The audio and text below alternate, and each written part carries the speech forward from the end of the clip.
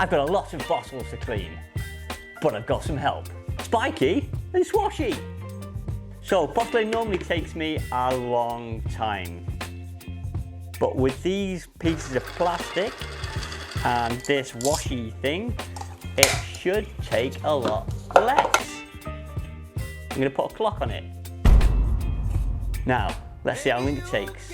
The one thing to bear in mind is your bottles need to be cleaned anyway. This is just for sterilisation. So in here, I'm going to put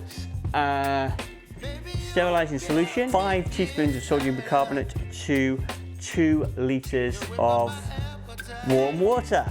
We're going to fill this reservoir up and then we'll see how Swashy performs. Bottle number 1.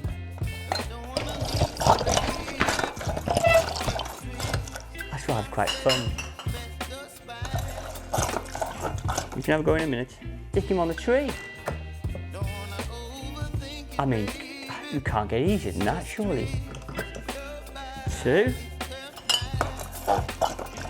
3. I'm going to move Spiky out of the way a minute. So if any of you guys have got one of these trees and squashy things out there, leave me a comment below. So tell me how you get on with it.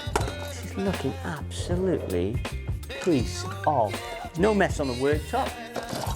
I love this thing. Bottling today is a vice beer. I'm honest, I don't like it. But Dan wanted to brew the style. So the question is for me, is it worth the storage space of this extra equipment? And I would honestly say, most definitely yes. I don't need to count my bottles. As long as I'm not missing any spikes, the tree is counting them for me. I don't think we've got any missing ones. Oh, a few sneakies around here. Marks out of 10 for the bottle tree.